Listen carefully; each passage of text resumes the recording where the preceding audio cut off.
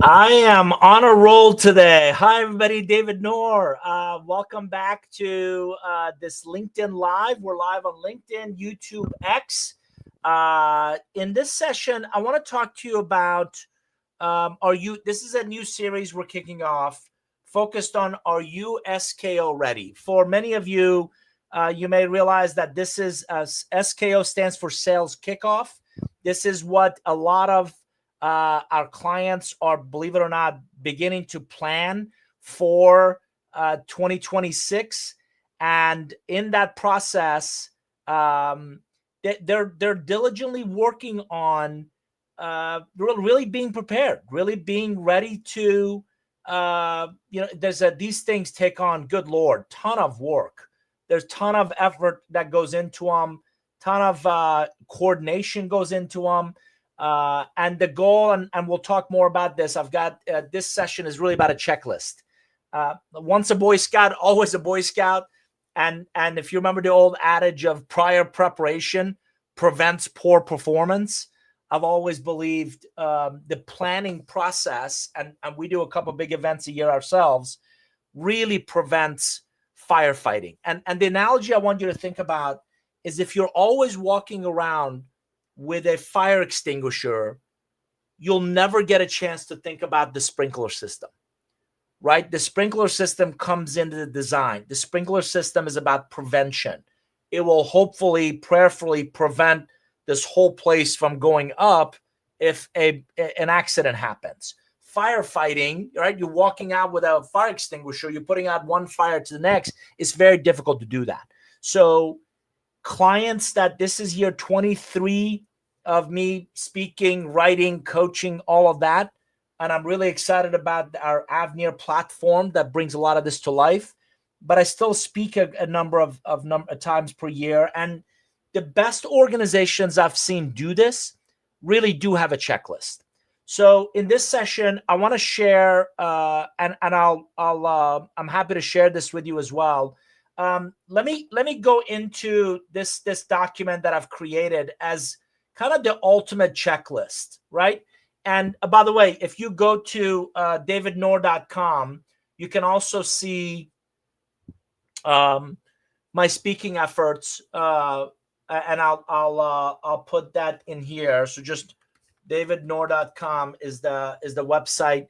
You can go there and learn more about my speaking, more about kind of my work in this arena. But what I want to talk about is think of a foundation. So what I've started in this document here, you can see there's a basic outline.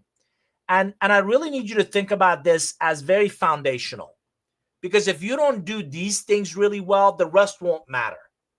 So number one is the pre-planning. Typically about, I would say, month and a half to 3 months out. So if your sales kickoff is in January, a lot of people are starting now. Like, I know it's Q4 and you got to close Q4 business, but September, October becomes a really good time frame to start planning for this. And it's a lot of pre-planning.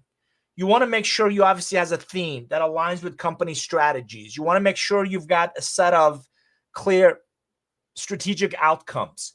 Obviously, putting some budgets and venue. And are you doing some people in person, other people virtual together? Do I want, is it just the sales team, or am I going to, ask a broader cross-functional stakeholders to show up? And by the way, I've never seen one go well without executive commitment, right? So you got to start doing some pre-planning. Next, which is typically a month and a half out, you really are starting to focus on your content and agenda, right? What's my narrative arc? Where we've been, where we're going, what's our path forward? That's a really good narrative arc.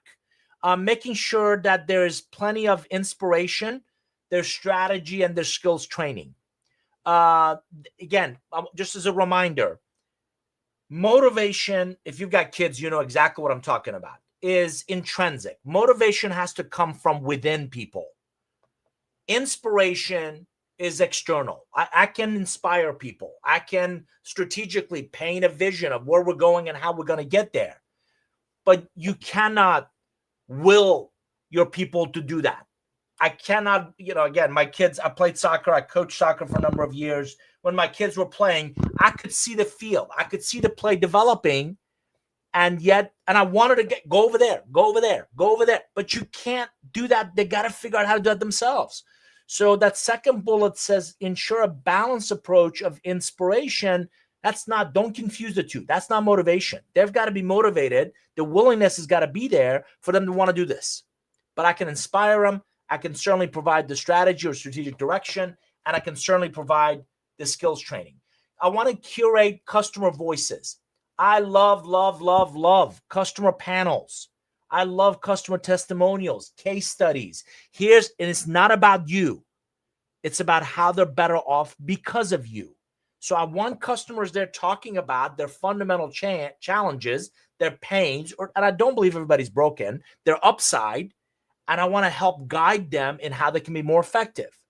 I want to prioritize manager enablement. I want to really elevate. I want to coach the managers, not just a quota, but sessions on coaching. Obviously, I want a good amount of breakouts and workshops, not just death by PowerPoint, right? More conversations, less presentations. And I want to lock in the speakers and thought leaders. We're already booking SKOs well into next February. So this is the time to start getting your content, your agenda together. About 2 to 6 weeks, you're working on engagement and logistics, any kind of pre-work, surveys, reflections, team goals. I'm building gamification. By the way, these things should be fun. Content, and people's eyes are going to glaze over. So the recognition moments, the gamifications. I want to prep. If we have an event app or some sort of an engagement tool, obviously the travel, accommodations, meals, those are always logistically a pain. And then backup plans, the technology, Murphy's Law, the damn thing's going to break exactly at the moment you can't afford it to. So with AV, with hybrid participation, I want to make sure all that is locked in. Obviously, the week of the event, right? I want to open with executive alignment and inspiring kickoff. I'm doing a lot of this with the energy, with excitement, with getting the event off to a good start. I want to spotlight top performers. I really want to put them on stage and talk about what they did and how they did it. Obviously, there's some team building moments that I want to facilitate. I want to capture, a live feedback throughout, right? We need people to talk about kind of not 6 months. They're not going to remember 6 months later, right? How do I ensure real-time feedback in that process? And I want to manage the energy flow. Right? You want a good mix of keynotes, breakouts, and you also need downtime. One of the biggest mistakes I've seen a lot of clients make is they try to shove a 20-pound bag in a 5-pound box, right? Your content, and people just enough. Like I'm drinking from a fire hose. Give them some downtime. Give them a chance for one-on-ones. A lot of those hallway conversations are invaluable, especially when everybody's remote. So if I can pull John from New York and ask him what he did at NASDAQ, and I can get Sue from Minneapolis and talk about what she did with her account, and right, we're all calling on similar accounts. Again, that becomes, and the product guys and somebody from marketing and somebody from legal about how we've got new contracts or new updates to how we do our agreements. All that becomes invaluable in the hallways, not just in session after session. So those are just some of the highlights, again, leading up to it and the event. Obviously, don't forget post SKO.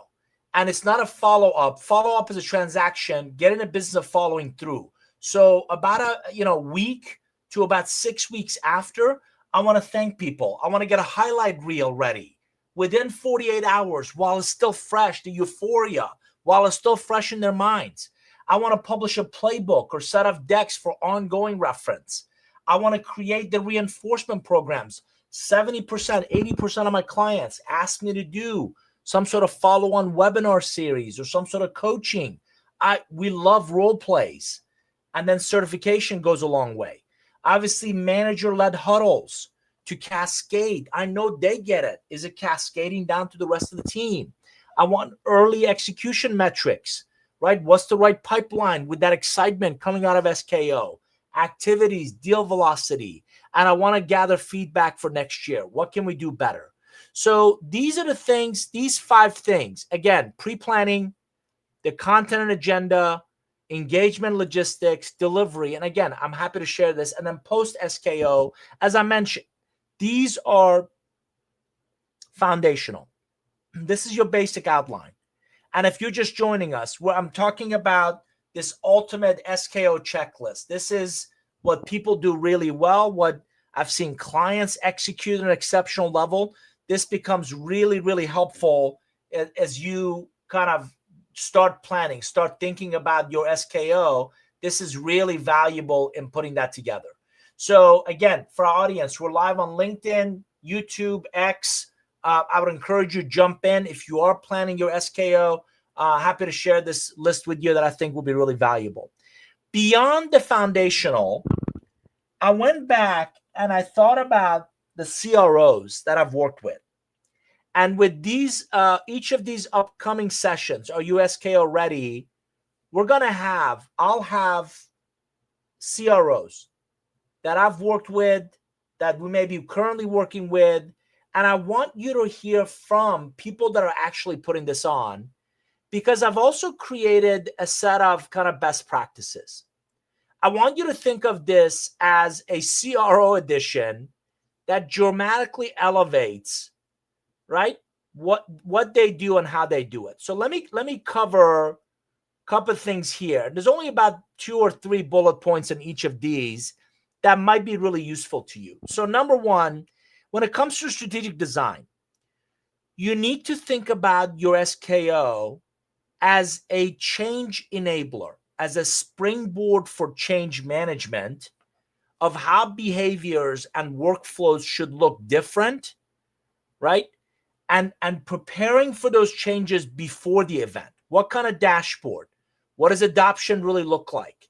How will we coach? So if you see your SKO as your change management kickoff, that's really, really important. See your SKO as an opportunity for us to think and do things differently. That's what's going to really set the tone for the year. I think most of you would agree the market dynamics are shifting at an accelerated pace. So how can you see your SKO as a change management kickoff, not just another event? That's really important. That comes in, as you can see, in the strategic design, right? Next, writing a one-page revenue narrative. What's the market truth? What's really happening? What's the company strategy? What are those go-to-market bets we're making? And what do our sellers have to do differently? That's what I call a revenue narrative. So then every session has to align with it. Every session, by the way, reject the sessions that don't. So if you're this way, you have a much better chance of aligning your SKO with the business's strategic priorities, with where the business is trying to go. And I got to tell you, this revenue narrative becomes invaluable in getting everybody on the same page as to what are we seeing in the market? What's the company strategy based on that? What are the bets we're making? You cannot be everything to everybody. So what are those go-to-market bets you're going to make to really help you and your team think about what they've got to do differently? Must do differently. That is critical in this process. And then I've written a book about this idea of co-creating with a customer advisory panel. In the foundation, I mentioned invite customers on panels, maybe to share testimonials. Here's the problem they had. Here's how we solved it. I actually get 3 to 5 of the executive buyers together, and individually, I have them review our messaging and objection handling. I ask one to challenge constructively. So the reps hear directly from that buyer firsthand. And if you incorporate, this is what I'm after. This not some survey, not some stale report, right? People can't remember what they had for breakfast, much less what a customer said 6, 9, 12 months ago. So what I'm trying to do is really incorporate that authentic customer voice and the relevant skills necessary to really engage them, to really get them involved in the discussion. So if I want my sellers to do things differently, right above that in the previous one, how do I ensure that they're focused on the right conversations with those buyers? How do I ensure that they're selling, they're engaging in alignment with what the buyer wants and needs to buy at the time of their choosing? So I'm co-creating. I don't know any other way to do this than to co-create with a customer advisory panel. So when it comes to the design, it's really important to think about these bullet points. Again, feel free to jump in with questions, comments, anything that you may have done, you may have seen that might be relevant. Moving on to agenda architecture. Again, this is really, really important. So agenda architecture, this is at least month and a half out. You got to get away from show and tell to decide and drill. Get away from show and tell and focus on decide and drill. So if you cap the one-to-many airtime, right, the talking heads, and shift that, the time that you have, into decision forums. Hey, what are some of our pricing guardrails? How do we better refine our ICP? When and where do we get go, no-go signals, right? And you can't stop there. You can't just talk about them. I want to drill those in live role plays. I want to create scenario rooms.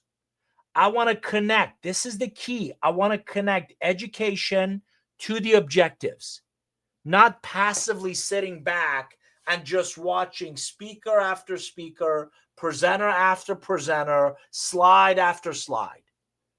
There's a fundamental difference between passive observation and active engagement. Get people physically, mentally involved and engaged.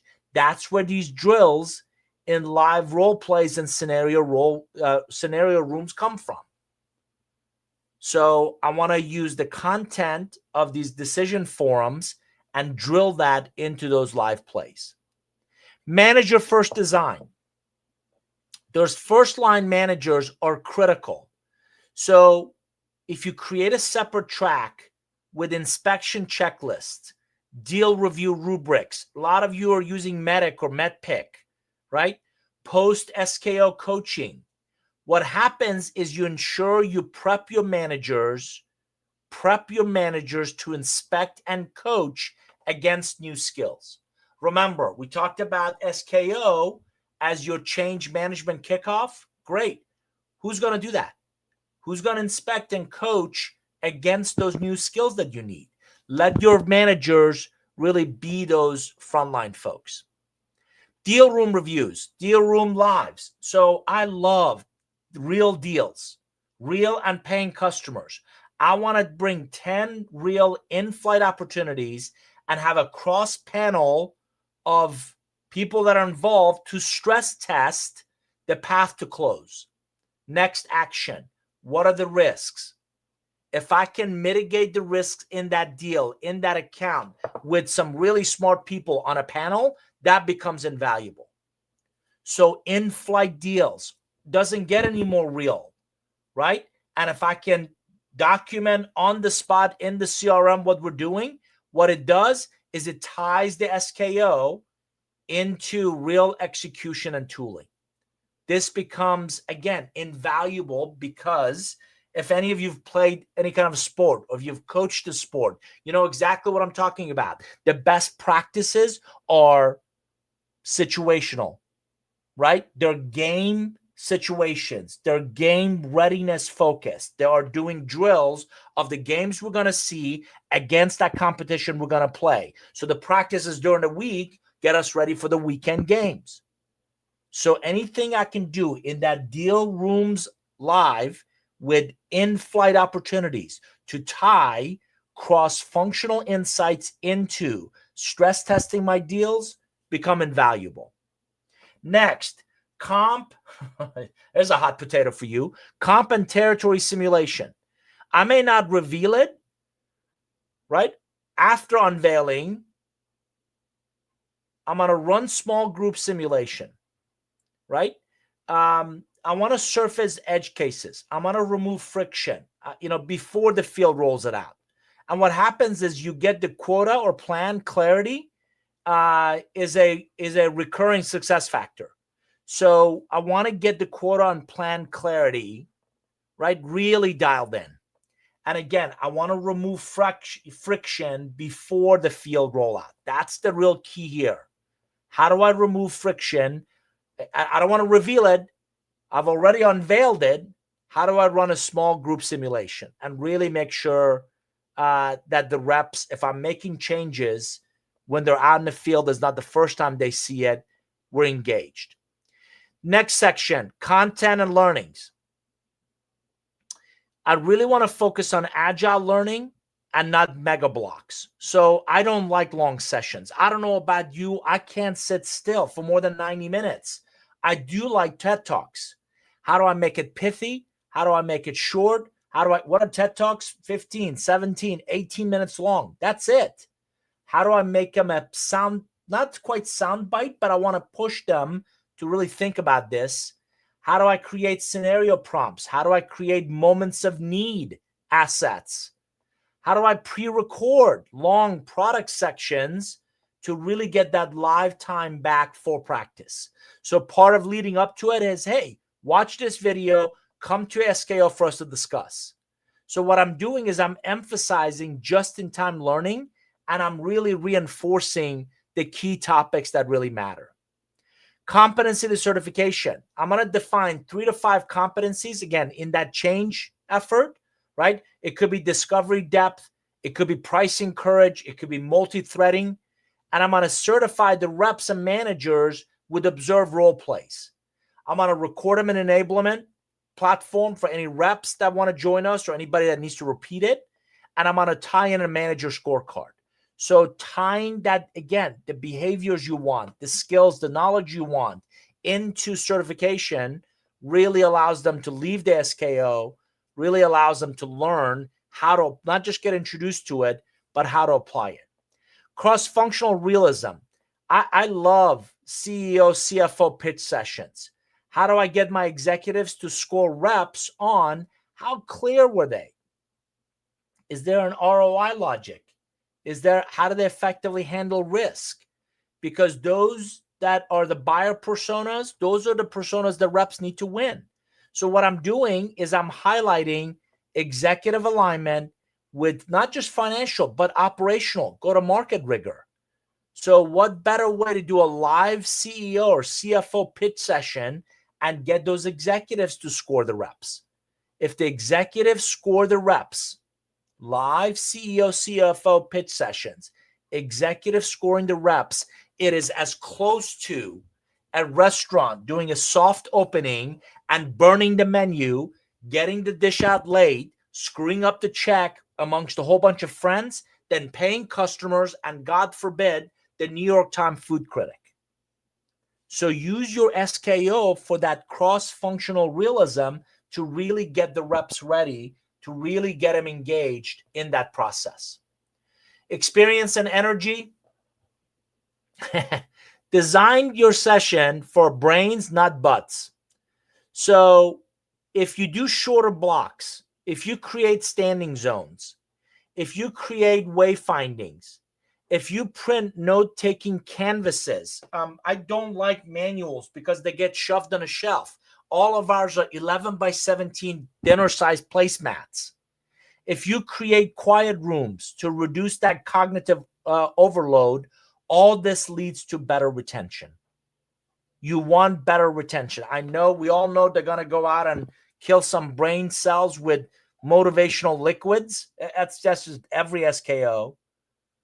But the goal is better retention. So how do we guide stress engagement over lecture marathons? Nobody likes, nobody needs, right? That lecture marathon, session after session after session becomes, oh my God, I need a break, right? Purposeful fun, use improv, use ways to really engage, really make the group, it should be fun, right? We've used improv classes for objection handling. I've had guest comedians to anchor, recalling key messages. Other ways clever ways to cement retention. memory tied back to the content. So unconventional, this is what you need to hear. Unconventional engagement boosts retention. And it's a really good way to tie them back to what you shared. Hybrid fairness, again, you're going to have remote attendees. Duplicate the facilitation. Like, can you have a co-MC, having cameras in breakouts, parallel virtual deal tables. So you got to really think about that remote kickoff for what they should experience. So think about that experience journey for not just people that are in the room, but remotely, how those folks can get most out of it as well. Last but not least, a couple quick other things. Instrumentation and ops.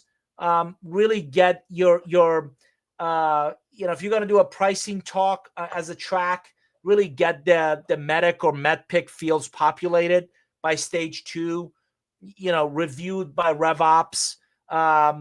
There's people that, Gong does a good job of this, measuring adoption change immediately after the SKO. Create a set of post-SKO OKRs by the sales leadership. And then really think about the feedback loop mechanism. And again, when you get this list, it'll be a good chance for you to really think through it. Manager enablement becomes a force multiplier. Coaching on the calendar becomes non-optional. Really inspecting kind of what we expect. And then culture and recognition. Again, awards, playbooks, not plaques.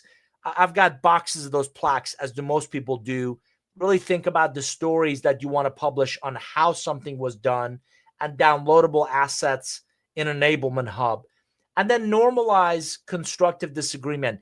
Amy Edmondson is a professor at Harvard Business School. She's written extensively about psychological safety and those, learning organizations and intelligent failures. Normalize constructive disagreement, right? So I like, pre-mortems. I like kill the deal sessions. I like a red team dismantling, how a deal was lost, or how a deal is going to get lost. All of these things I would submit to you is going to really bring your team closer, really help them better understand how to get the most out of that. So I hope these sessions have been useful to you. Again, I would encourage you, davidnoor.com is the website where I talk about the speaking, the coaching, some of the things we're doing. I'll make the list available. Just contact us and you can get a copy of it. We're going to do these on a regular basis. Are you SKO ready is the name of the series. We're going to do them for the next several weeks. So I hope you'll mark your calendar. I hope you'll come back, and I look forward to seeing you next time. Thanks, everybody. David Noor. Look forward to seeing you in the next session. Take care. Bye-bye.